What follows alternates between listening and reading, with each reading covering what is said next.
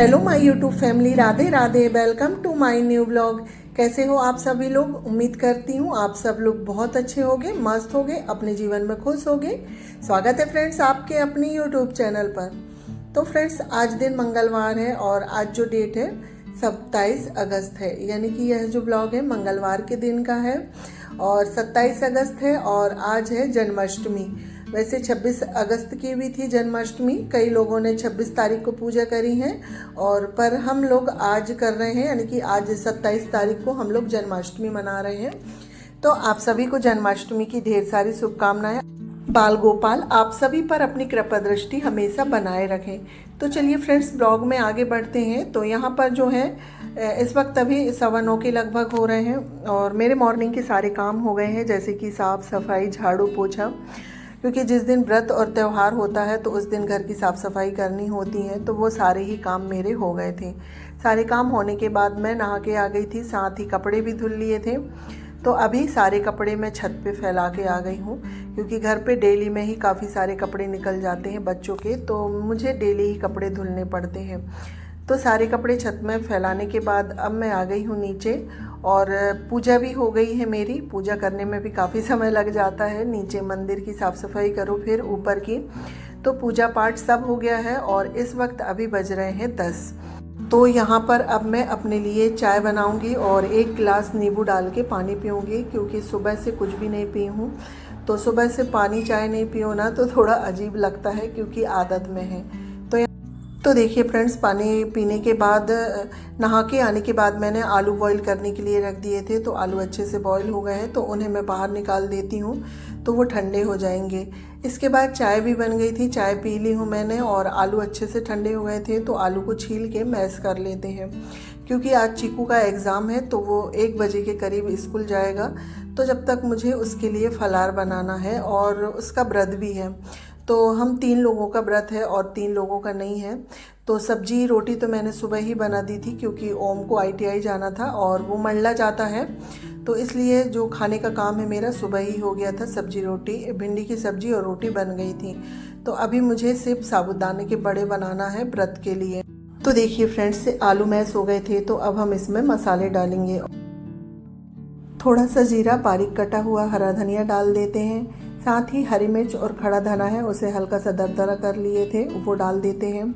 उसके बाद फिर इसमें साबूदाना डालना है और स्वाद के अनुसार नमक। साबूदाना डालने के बाद इसे हमें अच्छे से मिक्स करना है और ये देखिए इस तरह से लड्डू जैसे बनने लगा, यानी कि जो हमारा मिक्सचर है ना अच्छे से तैयार हो गया है। तो ये तैयार हो गया था, साथ ही हमने कढ़ाई चढ़ा दिए थे, तो देखिए तेल भी गर्म हो गया है। तो इस तरह से हमें इसके छोटे छोटे बड़े बना लेना है और इसे ज़्यादा तेज़ आंच में नहीं सेकना है, मीडियम फ्लेम में सेकना है। अगर हम इसे तेज़ फ्लेम में सेकेंगे तो ये ऊपर से सेक जाएंगे, अंदर से कच्चे रहेंगे। तो हमें इसे मीडियम टू लो फ्लेम में सेकना है, तो जिससे ये अंदर तक अच्छे से सेक जाएंगे।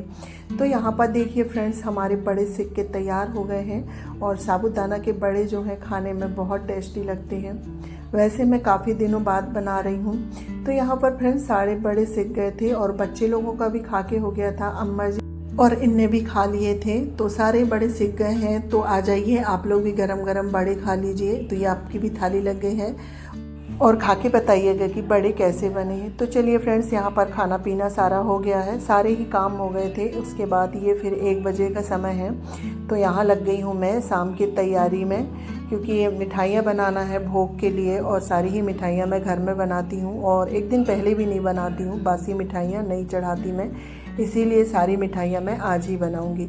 तो मैं आज आप लोगों के साथ रेसिपी शेयर करूंगी, आप लोग कंटिन्यू ब्लॉग में ऐसे ही बने रहिएगा, ब्लॉग को स्किप करके नहीं देखिएगा। तो देखिए फ्रेंड्स, सबसे पहले हम बना रहे हैं कच्ची बर्फ़ी। तो उसके लिए हमने 3 लीटर दूध है उसका रबड़ी जैसे उबाल लिए हैं। तो ये देखिए रबड़ी जैसे बन के तैयार हो गया है। तो इस स्टेज में हमें शक्कर डालनी है इसमें। तो हम इसमें 1.5 कटोरी के करीब शक्कर डालेंगे।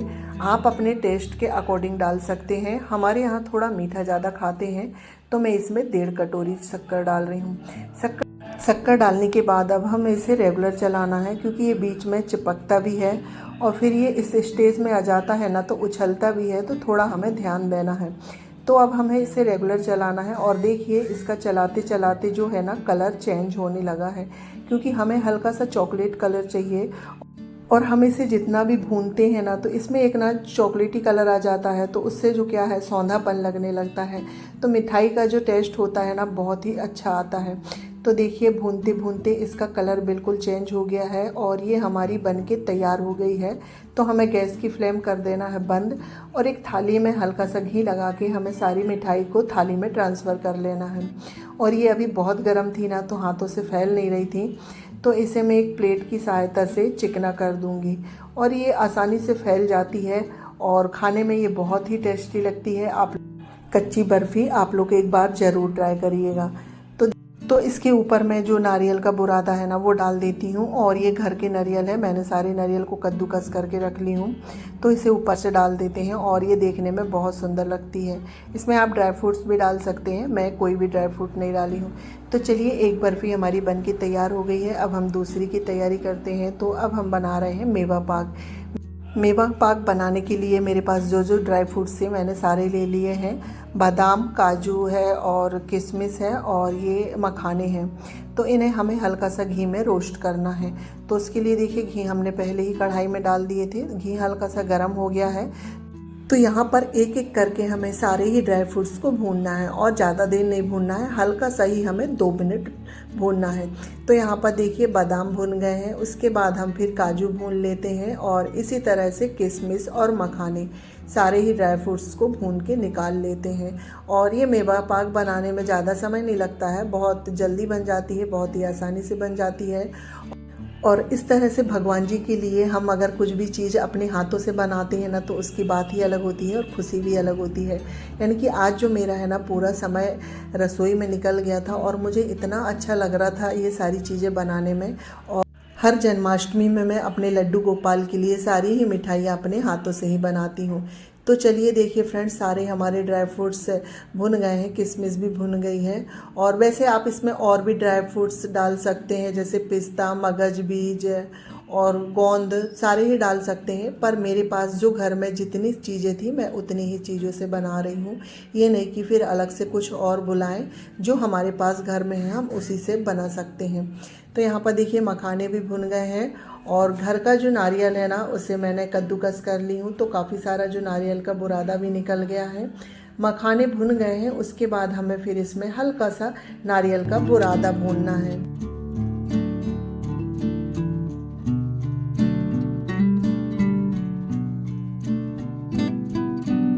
तो देखिए फ्रेंड्स, नारियल का जो बुरादा है वो भी भुन गया है। उसके बाद हम फिर से वही कढ़ाई, मेवे हमारे अभी ठंडे हो रहे हैं, जब तक हम चाशनी बना लेते हैं।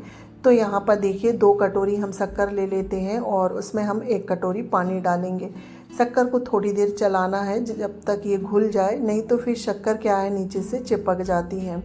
उसके बाद ड्राई फ्रूट्स ठंडे हो गए हैं, तो एक एक करके हमें सारे ही ड्राई फ्रूट्सों को दरदरा सा पीसना है। तो सबसे पहले हम बादाम पीसेंगे, क्योंकि बादाम थोड़े हार्ड होते हैं ना तो जल्दी से पिसते नहीं हैं। तो पहले हम बादाम पीसेंगे।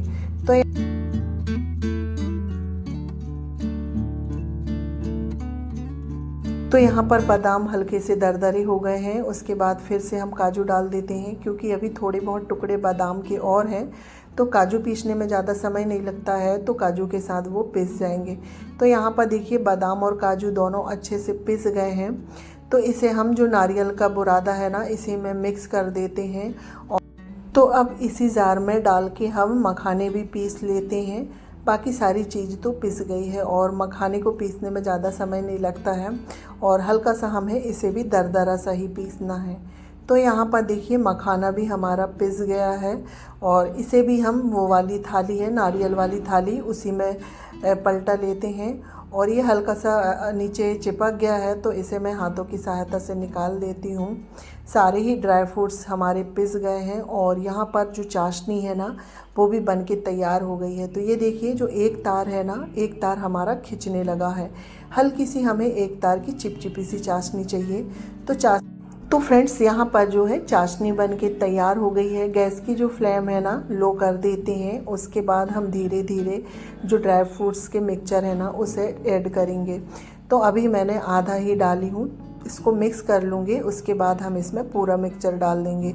तो देखिए इसे मिक्स करने के बाद अभी ये हल्का सा गीला लग रहा है, तो अब हमारा जो है ना पूरा हम इसमें मिक्सचर डाल देते हैं और इसे हमें हल्का सा 2 मिनट चलाना है, क्योंकि अभी ये हल्का सा गीला है। इसे हम थोड़ी देर चलाएंगे जब तक ये कढ़ाई को छोड़ने ना लगे। तो ये देखिए कढ़ाई को ये छोड़ने लगा है, यानी कि हमारा जो मिक्सचर है बन के तैयार हो गया है। और यहाँ पर हमने पहले ही से ही एक थाली में घी लगा के रखे थे, तो सारा मिक्सचर है हम वो थाली में ट्रांसफ़र कर देते हैं। उसके बाद हम जो करछी है ना, इसी की सहायता से इसे फैला देंगे और ये फैल जाता है। इसे फैलाने में दिक्कत नहीं होती है। तो ये देखिए पूरा अच्छे से फैल गया है और ये मिठाई है बहुत जल्दी जम जाती है। कान्हा जी के भोग के लिए आप लोग भी मेवा पाक ज़रूर बनाइएगा। तो इसे हम फ्रिज में रख देते हैं, क्योंकि सारी ही चीज़ें मुझे जल्दी जल्दी करनी है, तो ये और भी जल्दी ठंडी हो जाएगी।